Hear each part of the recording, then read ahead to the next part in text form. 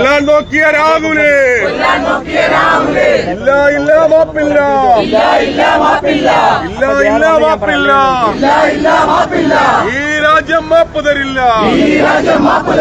ഈ രാജ്യം മാപ്പ് തരില്ല പ്രതിഷേധം ബിജെപിയുടെ പ്രതിഷേധം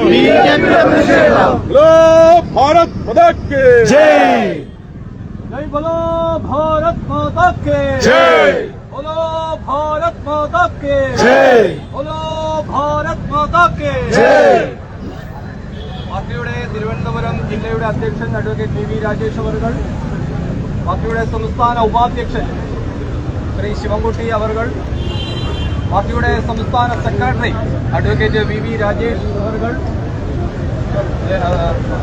സുരേഷ് അവർകൾ, നഗരസഭയുടെ parliamentary party leader Shri M R Gopan, പാർട്ടിയുടെ സംസ്ഥാന സമിതി അംഗം മധു മുല്ലശ്ശേരി, മറ്റ് വിവിധ തലങ്ങളിൽ പ്രവർത്തിക്കുന്ന പാർട്ടി നേതാക്കന്മാരെ, പ്രിയപ്പെട്ട സഹപ്രവർത്തക സഹോദരന്മാരെ, ജനാധിപത്യ വിശ്വാസികളെ, എല്ലാവർക്കും എന്റെ വിനീതമായ നമസ്കാരം.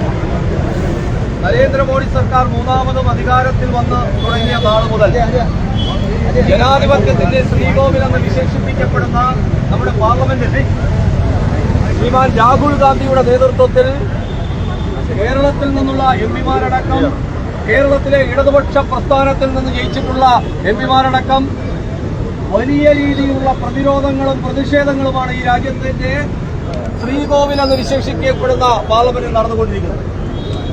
നമുക്കറിയാം, നരേന്ദ്രമോദി മൂന്നാമതും അധികാരത്തിൽ വന്ന നാളു മുതൽ ഈ പ്രവർത്തനങ്ങൾ തുടങ്ങിയിട്ടുള്ളതാണ്. രാജ്യതാൽപര്യം മുൻനിർത്തി ഏതൊക്കെ തരത്തിലുള്ള ചർച്ചകൾ രാജ്യത്തിന്റെ പാർലമെന്റിൽ ചർച്ചകൾക്ക് നേതൃത്വം കൊടുത്താലും അതിനെയെല്ലാം അവഗണിച്ചുകൊണ്ട് നരേന്ദ്രമോദിയെ ഈ രാജ്യത്തിന്റെ ആഭ്യന്തരമന്ത്രി അടക്കമുള്ള നേതൃത്വത്തെ അധിക്ഷേപിച്ചുകൊണ്ട് മുന്നോട്ട് പോകുന്ന ഒരു കാഴ്ചയാണ് നമുക്ക് കാണുവാൻ വേണ്ടി സാധിക്കുന്നത്.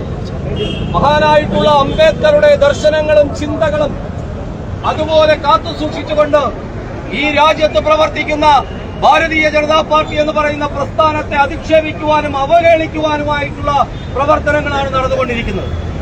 ഇന്ന് ഈ പാർലമെന്റിൽ നടന്ന സംഭവം നമുക്കറിയാം. നമ്മുടെ തന്നെ സഹപ്രവർത്തകരായ, നമ്മുടെ തന്നെ എംപിമാരായിട്ടുള്ള ആൾക്കാരെ കയ്യേറ്റം ചെയ്യുന്ന ഒരു പ്രവർത്തനമാണ്, ഒരു രീതിയാണ് ഇന്ന് നമ്മുടെ ഈ പാർലമെന്റിൽ നടന്നിരിക്കുന്നത്. ഒരു വനിതാ പ്രതിനിധിക്കടക്കം ഇന്ന് വളരെയധികം ഗുരുതരമായിട്ടുള്ള പരിക്കുകളും അവർ ആശുപത്രിയിലുമാണ് എന്നുള്ള കാര്യമാണ് മനസ്സിലാക്കേണ്ടത്. ഈ വസ്തുത മുന്നിൽ കണ്ടുകൊണ്ട് ഇന്ന് കേരളത്തിന്റെ എല്ലാ ജില്ലാ കേന്ദ്രങ്ങളിലും ഭാരതീയ ജനതാ പാർട്ടിയുടെയും എൻഡിഎയുടെയും ആഭിമുഖ്യത്തിൽ ഇത്തരം പ്രതിഷേധ പരിപാടികൾ നടന്നുകൊണ്ടിരിക്കുകയാണ്. ഇന്ന് ഈ പരിപാടി ഔപചാരികമായി ഉദ്ഘാടനം ചെയ്യുവാൻ ഇവിടെ എത്തിയിട്ടുള്ളത് പാർട്ടിയുടെ മുൻ ജില്ലാ അധ്യക്ഷനും സംസ്ഥാന സെക്രട്ടറിയുമായിട്ടുള്ള ശ്രീ JR പത്മകുമാറാണ്.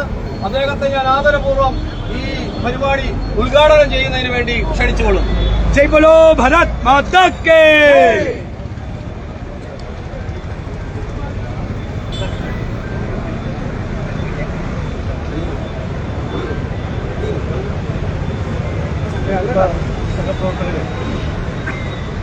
ഈ സായം സന്ധ്യയിൽ എന്തിനാണ് നമ്മളിവിടെ ഒത്തുകൂടിയത് എന്നുള്ള കാര്യം ആമുഖ പ്രസംഗത്തിൽ ശ്രീ അനിൽകുമാർ നിങ്ങളോട് സംസാരിക്കുകയൊക്കെ. നമുക്കറിയാം, ഇന്ന് നടന്ന സംഭവങ്ങൾ, 2 ജനപ്രതിനിധികളാണ് ഇന്ന് ഹോസ്പിറ്റലായിരിക്കുന്നത്. ജനാധിപത്യ വിരുദ്ധമായ പ്രവർത്തനങ്ങളാണ് കോൺഗ്രസിന്റെ ഭാഗത്ത് നിന്ന് ഉണ്ടായിക്കൊണ്ടിരിക്കുന്നത്. ഒരിക്കലും ജനാധിപത്യ രീതിയിൽ കോൺഗ്രസ് പ്രവർത്തിച്ച ചരിത്രമില്ല. അതിന് ജനാധിപത്യം എന്നുള്ള വാക്ക് തന്നെ, അതിന്റെ അർത്ഥം തന്നെ കോൺഗ്രസിന് അറിയില്ല. പക്ഷെ വളരെ മോശമായ രീതിയിൽ ആർക്കും അംഗീകരിക്കാൻ കഴിയാത്ത രീതിയിലുള്ള പ്രവർത്തനമാണ് കോൺഗ്രസിന്റെ ഭാഗത്ത് ഉണ്ടായിട്ടുള്ളത്. നിങ്ങൾക്കറിയാം എന്തുകൊണ്ട് കോൺഗ്രസ് ഇങ്ങനെ പ്രവർത്തിക്കുന്നു എന്നുള്ള കാര്യം എല്ലാവർക്കും അറിയാം.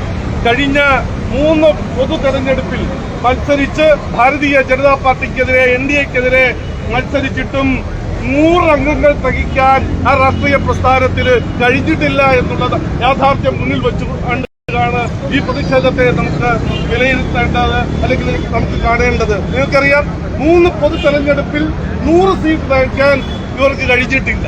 അതിൽ നിന്നുണ്ടായിട്ടുള്ള ഒരു മോഹഭംഗമാണ് പ്രിയമുള്ളവരെ ഇന്ന് ജനാധിപത്യത്തെ ധ്വംസിക്കുന്ന രീതിയിലേക്ക് കോൺഗ്രസ് എത്തിയിരിക്കുന്നത്. ഇന്ന് നമുക്കറിയാം, ഇന്ന് പാർലമെന്റിനകത്ത് വളരെ മോശമായ രീതിയിൽ ജനാധിപത്യ വിരുദ്ധമായ രീതിയിൽ പ്രവർത്തിച്ച് അതും ഇന്ത്യയുടെ പ്രതിപക്ഷ നേതാവ്, ലോക്സഭയുടെ പ്രതിപക്ഷ നേതാവ് എന്ന പദവി അലങ്കരിക്കുന്ന ആൾ ആ സ്ഥാനത്തിന്റെ മഹത്വം പോലും മനസ്സിലാക്കാതെയാണ് ഇന്ന് പ്രവർത്തിച്ചുകൊണ്ടിരിക്കുന്നത്. കഴിഞ്ഞ കുറെ കാലമായി അദാനി അംബാനി എന്ന് പറഞ്ഞ് പാർലമെന്റിന്റെ പ്രവർത്തനത്തെ, ജനാധിപത്യ രീതിയിലുള്ള പ്രവർത്തനത്തെ തടസ്സപ്പെടുത്താൻ ശ്രമിച്ചിട്ടുണ്ട്. അത് കഴിഞ്ഞ ശേഷം അതിലും പരാജയപ്പെട്ട ആ സമയത്ത് അവരാവശ്യപ്പെട്ടത് ഭരണഘടനയെ കുറിച്ച് ചർച്ച ചെയ്യണം, ജനാധിപത്യത്തെ കുറിച്ച് ചർച്ച ചെയ്യണം. ഒരുപക്ഷെ ധരിച്ചിട്ടുണ്ടാവും BJP അതിന് തയ്യാറാകില്ല, അല്ലെങ്കിൽ NDA അതിന് തയ്യാറാകില്ല. NDA സമ്മതിച്ചു, BJP സമ്മതിച്ചു, നമുക്ക് ഭരണഘടനയെ കുറിച്ച് സംസാരിക്കാം, തുറന്ന ചർച്ച നടത്താം. പക്ഷേ നിങ്ങൾ മാധ്യമ പ്രവർത്തകർക്ക്, പൊതുജനങ്ങൾക്കും എല്ലാം അറിയാം, പാർലമെന്റിൽ നടന്ന ചർച്ചയിൽ, രാജ്യസഭയിലും ലോക്സഭയിലും നടന്ന ചർച്ചയിൽ ഏറ്റവും കൂടുതൽ ഇന്ത്യയുടെ ജനാധിപത്യത്തെ കശാപ്പ് ചെയ്തത്, നമ്മുടെ ഭരണഘടനയെ കാറ്റിൽ പറത്തിയത്, നമ്മുടെ സ്വാതന്ത്ര്യത്തെ ഇല്ലായ്മ ചെയ്യാൻ ശ്രമിച്ചത് കോൺഗ്രസ് ആണ്, പ്രതിക്കൂട്ടി നിൽക്കുന്നത് കോൺഗ്രസ് ആണ് എന്ന് മനസ്സിലാക്കി ആ ചർച്ചയിൽ ഭാരതീയ ജനതാ പാർട്ടി പറയുന്നതാണ് യഥാർത്ഥ വസ്തുത എന്ന് മനസ്സിലാക്കിയപ്പോ വീണ്ടും കോൺഗ്രസ് കളം മാറി ചവിട്ടി. നിങ്ങൾക്കറിയാമല്ലോ, 75-77 കാലഘട്ടത്തിൽ എന്താണ് ഇന്ത്യയിൽ നടന്നത് എന്നുള്ളതറിയാം. എന്തായിരുന്നു അന്നത്തെ പ്രധാനമന്ത്രി ചെയ്തതെന്നറിയാം. എല്ലാ ജനാധിപത്യ വ്യവസ്ഥകളെയും കാറ്റിൽ പറത്തി നമ്മുടെ ഇന്ത്യയുടെ മൗലികാവകാശങ്ങൾ കുറ്റവിലക്കിട്ട് ഇന്ത്യ മഹാരാജ്യത്തെ തന്റെ ഉള്ളംകൈയിലെത്തമ്മാനമാടിയിരുന്ന ഏകാധിപത്യത്തിന്റെ സ്ത്രീരൂപമായിരുന്ന ശ്രീമതി ഇന്ദിരാഗാന്ധിയുടെ പ്രവർത്തനങ്ങൾ നമ്മൾ അന്ന് കണ്ടതാണ്. അന്ന് പ്രധാനമന്ത്രി 20 പരിപാടി നടപ്പിലാക്കി. നമുക്ക് എതിർപ്പൊന്നുമില്ല, നടപ്പിലാക്കിക്കോ. പക്ഷേ അമ്മ 20 നടപ്പിലാക്കിയപ്പോ മകൻ 5 നടപ്പിലാക്കി. ആർക്കറിയാം, നമുക്കറിയാമല്ലോ. അന്ന് സഞ്ജയ് ഗാന്ധി 5 പരിപാടി നടപ്പിലാക്കി. അദ്ദേഹം MP അല്ല, അന്ന് ഭരണഘടനാ സ്ഥാനങ്ങളൊന്നും വഹിക്കുന്നില്ല. അന്ന് അവർ ചെയ്തത് എന്താണ്? ഇന്ത്യയില് 15 വയസ്സ് കഴിഞ്ഞ, അതുപോലെ 80 വയസ്സ് വരെയുള്ള ആളുകൾ, പുരുഷന്മാരെ പിടിച്ചുകൊണ്ടുപോയി ബന്ധീകരണം നടത്തി. ഇതാണ് ജനാധിപത്യം സംരക്ഷിക്കാൻ ചെയ്യുന്നത്. ഒരു മേഖലയില് ഈ ബന്ധീകരണം നടത്തിയ ഏകദേശം 90 ലക്ഷം ആളുകളെ, 15 വയസ്സിന് മുകളിൽ 80 വയസ്സ് വരെയുള്ള ആളുകളെ പിടിച്ചുകൊണ്ടുപോയി ബന്ധീകരണം നടത്തിയിട്ടാണ് ഇപ്പൊ ജനാധിപത്യത്തെ സംരക്ഷിക്കും എന്ന് പറയുന്നത്. ജനാധിപത്യം നശിച്ചുപോയി, ഭരണഘടന സംരക്ഷിക്കണമെന്ന് പറയുന്നത്. ഒരു മേഖല മൊത്തം ഇടിച്ചു നിരത്തി, തുർക്കിമാൻ കേസ് ഇടിച്ചു നിരത്തിയ സംഭവം നിങ്ങൾക്കറിയാം. അങ്ങനെ അവസരം കിട്ടിയ സമയത്തെല്ലാം ഭരണഘടനയെയും ജനാധിപത്യവും കശാപ്പ് ചെയ്ത രാഷ്ട്രീയ പ്രസ്ഥാനമാണ് ഇന്ന് BJPക്കെതിരെ വരുന്നത്. ഞാൻ നേരത്തെ സൂചിപ്പിച്ചതുപോലെ അദാനി അംബാനി എന്ന് പറഞ്ഞ് പ്രചരണം നടത്തി. അതിലൊന്നും രക്ഷയില്ല എന്ന് മനസ്സിലാക്കി ഇപ്പൊ ഏറ്റവും അവസാനത്തെ അളവ് എന്നുള്ള നിലയിൽ എടുത്തിരിക്കുന്നത് അംബേദ്കറെ ആക്ഷേപിച്ചു എന്നുള്ള. ആരാണ് അംബേദ്കറെ ആക്ഷേപിച്ചത് എന്നുള്ള കാര്യം എല്ലാവർക്കും അറിയാം. അംബേദ്കറുടെ സ്മാരകം നിലനിർത്താൻ വേണ്ടി ശ്രമിച്ചിട്ടുള്ളത്, അതുപോലെ അംബേദ്കറുടെ സ്മരണ നിലനിർത്താൻ വേണ്ടി ശ്രമിച്ചിട്ടുള്ളത് അന്തസ്സോടുകൂടി അത് അദ്ദേഹത്തെ ആദരിക്കുന്നതിനും പാർലമെന്റിൽ ആദരിക്കുന്നതിനൊക്കെ ചെയ്തിട്ടുള്ള ഭാരതീയ ജനതാ പാർട്ടി പ്രതിക്കൂട്ടിലാക്കി യഥാർത്ഥ വസ്തുതകൾ ഒളിച്ചു കൊടുത്തതിന് വേണ്ടിയുള്ള ശ്രമമാണ് ഇന്ന് നടത്തിക്കൊണ്ടിരിക്കുന്നത്. ഇതിനെതിരായിട്ടുള്ള ഒരു പ്രതിഷേധമാണ് BJPയുടെ ഭാഗത്ത് ഉണ്ടായിട്ടുള്ളത്. അതുകൊണ്ട് കോൺഗ്രസിന്റെ ജനാധിപത്യ വിരുദ്ധമായ നടപടികൾക്കെതിരെ എല്ലാ ജനാധിപത്യ വിശ്വാസികളും മുന്നോട്ട് വരണം എന്നുള്ളതൊക്കെ പറഞ്ഞിട്ടുണ്ട്.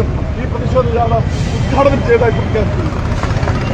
കോൺഗ്രസ് നടത്തുന്ന അംബേദ്കറിനെ അവഹേളിക്കുന്നതിലും പാർലമെന്റ് നടക്കുന്ന ആക്രമണങ്ങൾക്കെതിരായിട്ടുള്ള പ്രതിഷേധ പരിപാടി ഇവിടെ അവസാനിച്ചിരിക്കുകയാണ്. പങ്കെടുത്ത എല്ലാവരും ആദ്യം